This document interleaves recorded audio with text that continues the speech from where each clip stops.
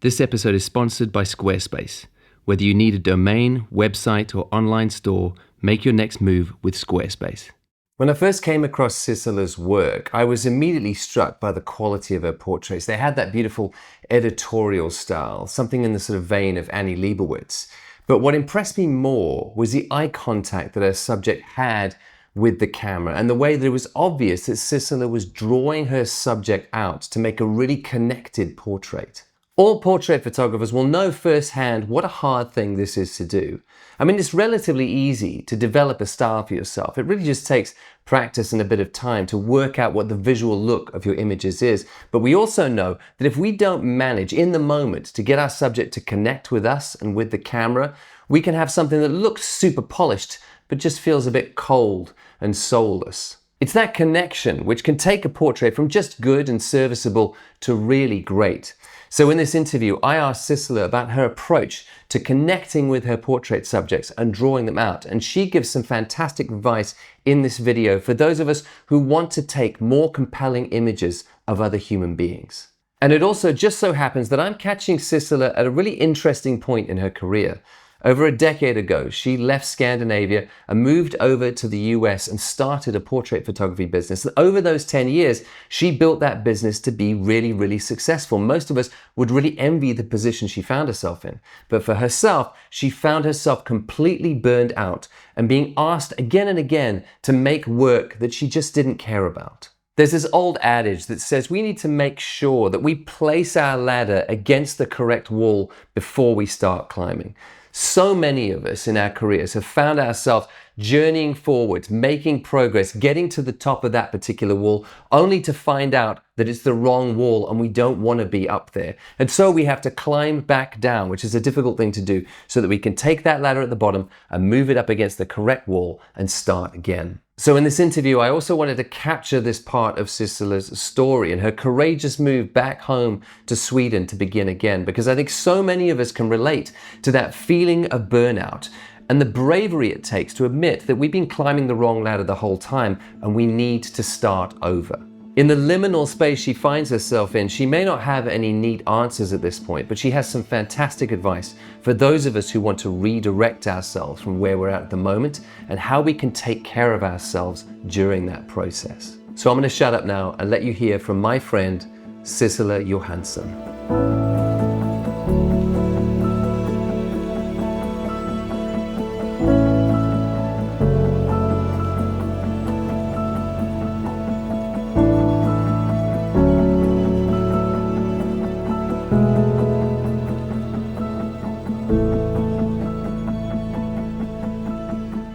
I never thought I would be a photographer. When I was a kid and I got those disposable cameras, all the pictures would either come back of the same motif over and over again, or my finger would be in front of the lens. Photography wasn't really on my radar. I painted a lot, and the things that I painted were portraits.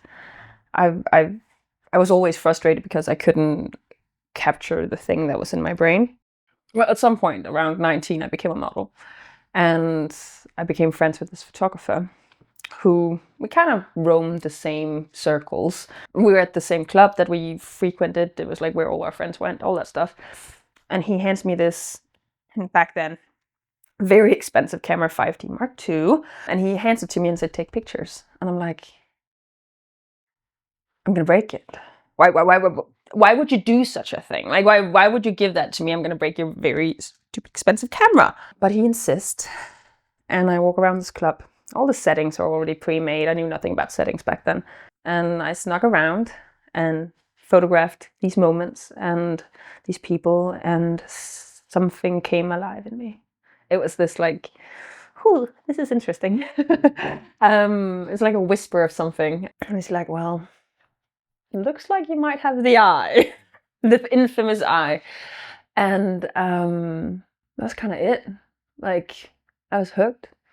And he took me under his wings for a while. I'm eternally grateful for that. I got access to a studio very early on. I learned lights very early on, like way earlier than most photographers get to learn strobes. I started learning strobes. Like, that's how I began. Suddenly these images that I've had in my head started coming out. And when I then became good at Photoshop, it was like magic because I didn't have to struggle getting my visions through. I've always had this desire to experiment and to create something that's a little weird. But part of my early experimentation also became fashion and beauty and all these different things. I've done jewelry, beauty sessions and things like that. But there's always just naturally been something apart about it. Like I've always sprinkled a little bit in there. Coming to the US taught me so much about myself, about what I want and what I don't want out of life. There's a wonderful entrepreneurial spirit. It's like, of course you can do this. And that I completely I just took in, because that's how I always felt. But well, Scandinavians tend to be a little bit restricted in certain ways, and that's one of them. But the US taught me how to dream and to pursue those dreams. And it taught me to be daring and to claim what I deserved and to learn what I deserved, because that was the first thing. Like, okay, I actually deserve to earn money and to have a career and do the things because I'm worthy of it. And that's hard to say even today because I'm still very Scandinavian. But learning how to say, I want to do this for a living, that means that I need to charge a sustainable price in my business, and I need to run my business. I need to marry my art with my business. That's what I learned in America. The problem with that is it also produces a culture that is all about the hustle. It's all about the faster, bigger, better. You need to grow constantly. And I'm like, why? And I did do that thing. I did keep on growing, and I reached the 6 figures. And then I was like, well, what's next? Why? This is my biggest lesson, my biggest takeaway from the US. It's a positive and a negative. Nothing in life is worth burning down your nervous system for. Nothing. Not your dreams, not a person, not your business. Nothing is worth sacrificing your peace of mind. I did that all the time. Whether it was from an ideological point of view, living there, whether it was how I conducted business or what felt natural or unnatural. There was all these different things that I constantly had to fight against. It was like this feeling of constantly being confronted with something that is difficult. There's a certain point where exhaustion becomes more than just that. And it turns into something deeper and depression-like. I can't remember the exact pivot point, but I do remember picking up the phone and calling my mom and being like, enough, I need to come home. My mom, of course, was thrilled, obviously. But I mean, she didn't mind that I was living here. My family's been incredibly supportive in all of my travels. But reaching this point of surrender, of just letting go of the idea of continuing my life there, it took releasing everything, letting go of everything before I finally started to feel at peace again. I've been given the opportunity to do it, to burn everything that I built to the ground. That's how I talk about it. It sounds harsh, but I mean, I picked a few things out of the ashes that I want to keep, of course. I've asked myself a lot of questions around these things. Can I be a part-time photographer? Would that be okay if I didn't choose full-time? Is there something entirely different that I want to do? What would that look like? I learned that if I'm going to do photography, I have to do it on my own terms, because I can't keep doing the thing that burned me out before. And then I started painting again. And I started creating worlds that weren't realistic, because that was the problem back then. I could never create a proper realistic portrait. And then I let go of that idea of it had to be realistic. And I started create fantasy creatures and from Nordic folklore and all these different things. And then I started baking bread. And I started walking in the forest. I just allowed myself to immerse myself into my surroundings without the expectation of creating, without the expectation of being seen. This whole process has been of untaming myself rewilding myself, removing expectations, dreams and ideas from people that don't matter, that I don't even know, society, and just do the thing that feels right. We need less than we think. Oftentimes we're influenced by society to think that we want more, where in fact we need less. And when we then are influenced by our community and everyone around us to want more and bigger, better, grow our business, and maybe we're going to get that huge studio with the assistant and the makeup artist and the stylist, and then we're going to do another studio that are run by another photographer, but we are the lead. And I'm like, for what point? Is it because you want it? If that is your ambition, then go for it. But don't do it because it's your art. Because it's not at that point. It's not about your art. It's about you. It's not about living, breathing, feeling, experiencing, existing. It's about this illusion of safety that keeps popping up in your head around needing more out of fear of having nothing. I've had nothing. I've had a lot. Right now I don't have a lot. But I have the stuff that matters. And I can confidently say that I'm happier than I've been in a very long time. Releasing the expectations of accumulation. And step by step, creativity tickled and knocked, and fingers started to do the thing when you're like, okay, what can I photograph? And very recently, like 2 months, I've been wanting to photograph again. There was a certain point in my career where I felt like I had to conform to the pretty portrait.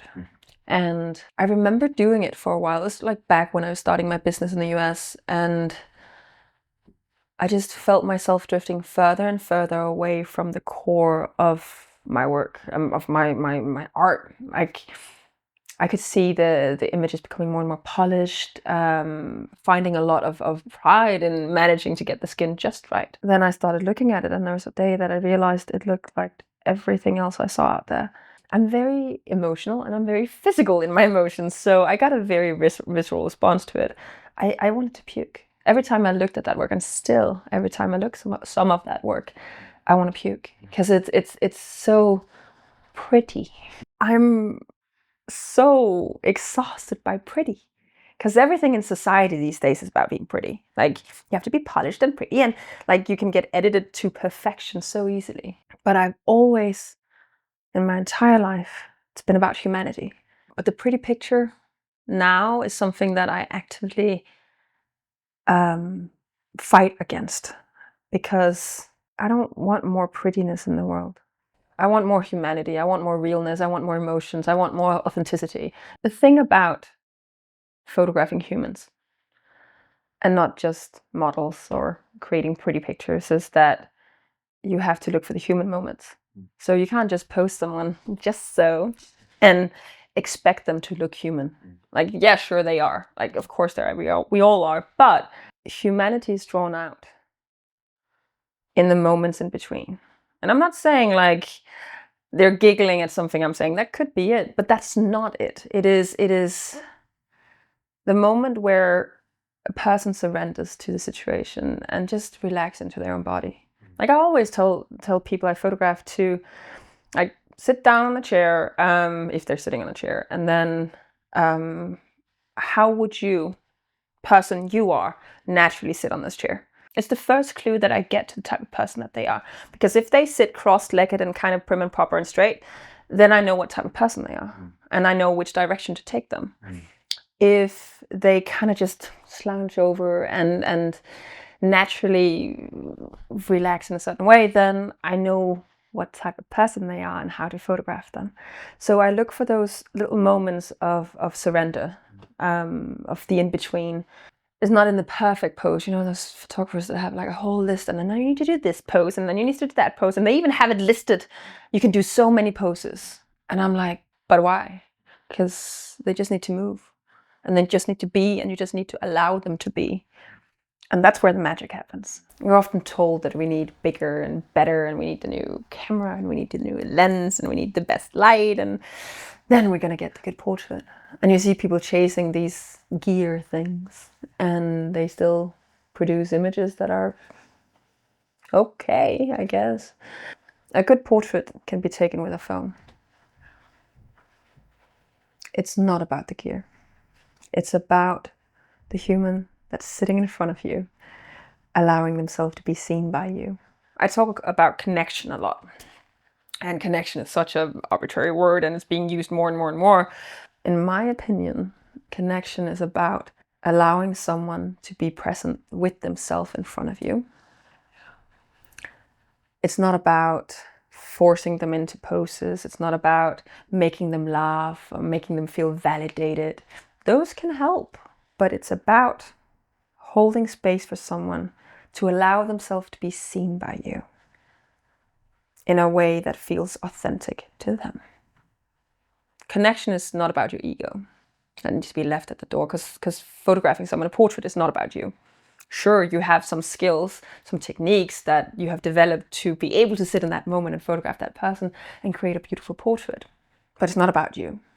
It's about that person sitting there, being vulnerable. You can see them shaking usually. And being seen. And putting down your camera for a moment and say, hi, how are you? And usually when you do that, when you look them into their eyes and ask them genuinely, without the, oh, how are you doing? You just ask them, how are you? That's usually all you need. I encourage them. And I very genuinely tell them when I feel something is beautiful. I show my excitement. I get excited with them. I joke.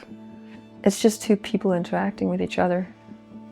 And someone feeling comfortable enough with this new friend to just kind of let their guards down. I don't even have to give them cues on what to feel or think. I can tell from how they move in the chair. It's like, oh, okay, yeah, there, okay. Oh, you want to relax a little bit into it. Or maybe you're becoming more contemplative because the music has changed, and they're kind of like, okay, look off into the distance, just kind of. So it's all about picking up on the different moods that they're in, letting them guide you more than anything. And then sure, make sure that they go where you want them to go. Be careful pushing them too far. There are some people who gets very emotional, and it happens a lot to me. And it's such an honor when that happens. But it's also something that you as a photographer need to be able to handle. Because if you don't know how to sit with someone's emotions, they're gonna leave the room, feel incredibly vulnerable and almost taken advantage of. Like they've given too much of themselves. So it's about allowing them to show themselves without taking too much. Pulling without, pulling too hard. It's a very, very, very fine balance. But you need to be curious about humans in order to get to that.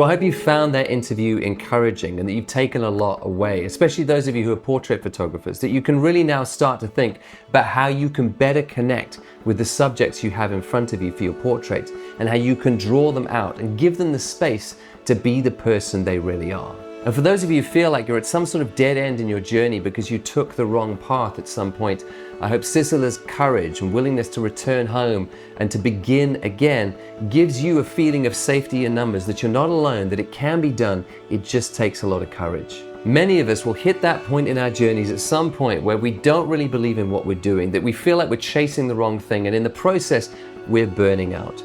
And I hope that this story you've heard now lets you know that beginning again is difficult, but it's absolutely an option. A dead-end road is not the end of the story. You just have to turn around, come back, and find the bravery to begin again. Before I go, I just want to let you know that the latest edition of my Parable magazine has just been released. This is volume 6, and I've called it Merely Players, and it's a street photography zine this time, and it features some of the more colorful characters I've come across on the streets over the years. And in the writing of this zine, I'm talking about street photographers, how we see characters on the streets, how we can make up stories within our frames about who they might be, and then reflecting on what sort of characters we play in our own lives and how we can make sure we're living our lives fully. As always, you can pick up a copy like this in physical format, in A4 size on this beautiful uncoated matte paper, or you could get a digital version of the magazine, which is a PDF file and an MP3 of me reading the magazine to you. And just to let you know, this is part of a series. Each magazine features writing and photography around a theme. There are now 6 editions available. And lastly, thanks again to Squarespace for sponsoring this episode. If you need a website or a domain, they're a fantastic option. I've used them myself for over a decade now as my website of choice. I knew right from the beginning when I was setting up my website that one day I wanted to sell my work from a store based on my website. But I honestly found the whole thing quite intimidating. You know, how would I take money? How would it work? How would I make sure everyone got their orders? But with Squarespace, setting up a store couldn't be simpler. You just link it to your Stripe account so that your payments will come through. Setting up the store takes no time at all. For each of the products, you just load up images, write a description, set a price, and then when the orders start to come in, you can see where those orders need to go. And each time you send one of those orders out, your customer will receive an automated email letting them know that their product is on the way. Then you have a whole series of metrics in the back end to show you which products are selling well and what your income is going to be. It couldn't be simpler. Start your free trial today at squarespace.com and go to squarespace.com/Sean Tucker to get 10% off your first purchase.